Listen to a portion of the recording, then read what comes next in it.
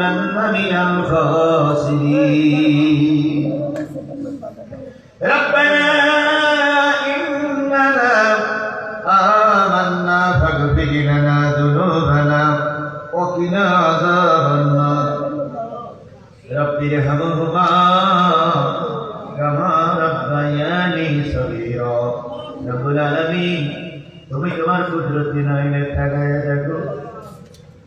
10:30টার আগেই মঞ্চে এসেছি দেখতে দেখতে 12:30টা বেজে গেছে দীর্ঘ 2 ঘন্টা সূরা মুদাসসিরের 4-5টি আয়াতের পরে ভিত্তি করে কথা বলেছি তোমার বান্দাদের বান্দীদেরকে নিয়ে বারবার শপথনামা পাঠ করেছি অবশেষে সবাই মিলে 2 হাত পেতে ভিক্ষা চাইতেছে আল্লাহ এই কোরআনের মাহফিল তুমি দয়া করে কবুল করে নাও কোরআনের মাহফিলের আয়োজন যারা করলো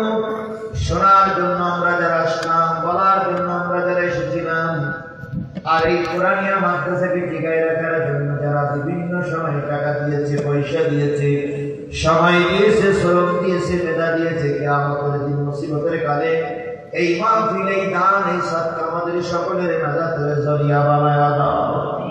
রাত 12:30টার সময় হাত তুলেছি কত লোকের মা নাই কত লোকের আব্বা জান দুনিয়া থেকে বিদায় হয়ে গেছে মন মন মাটি বুকের উপরে করে নিয়ে আম বাগানে কাঁঠাল বাগানে মাছ বাগানে নদীর চরে মা আমার বাবা আমার চিরনিদ্রায় ঘুমায় আছে আল্লাহ যাদের মা নাই যাদের বাবা নাই তাদের কবরগুলো আল্লাহ তুমি জান্নাত দিয়ে পরিপূর্ণ করে দাও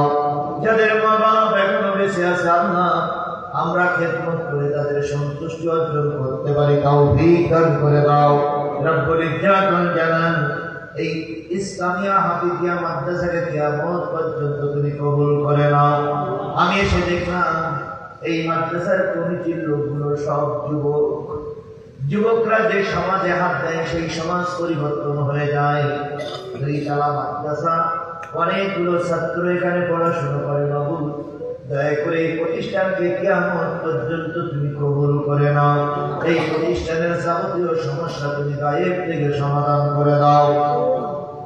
এই প্রতিষ্ঠানের সম্মানিত সভাপতি এই প্রতিষ্ঠানের সম্মানিত সভাপতি এবং এই মাহফিলের সভাপতি আল্লাহ আমার বাম পাশে বসা তিনি দীর্ঘক্ষণ ধরে আলোচনা শুনেছেন বারবার তিনি তার পরিবারের জন্য দোয়া চেয়েছেন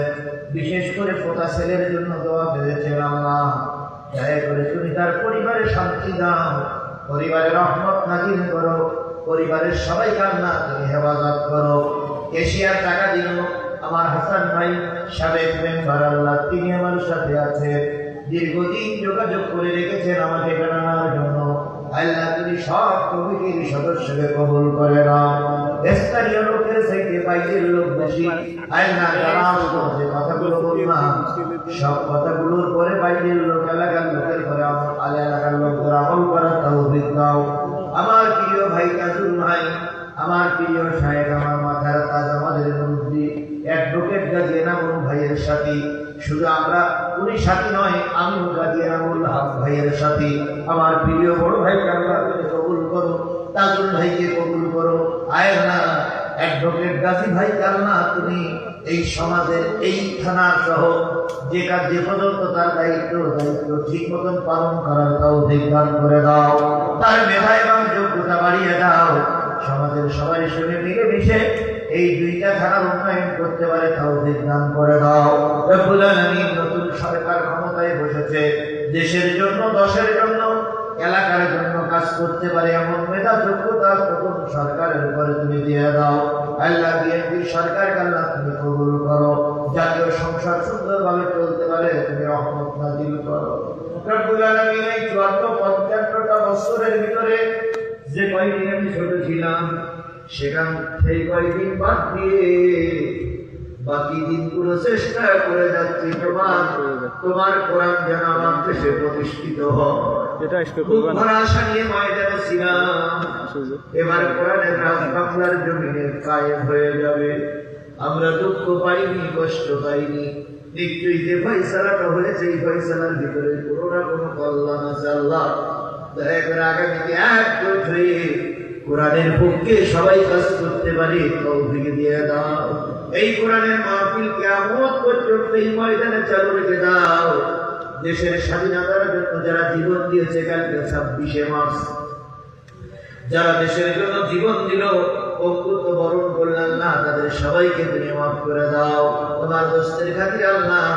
আমাদের সবাই দোয়াগুলো কবুল করে নাও। যেগুলো চেয়েছি সেগুলো কবুল করো, যেগুলো চাইতে পারি না আমাদের জন্য প্রয়োজন সেগুলো কবুল করে নাও। রাব্বির হামহুমা কামা রাব্বায়ানি সগীরা ওয়া কুর রাব্বির হামহুমা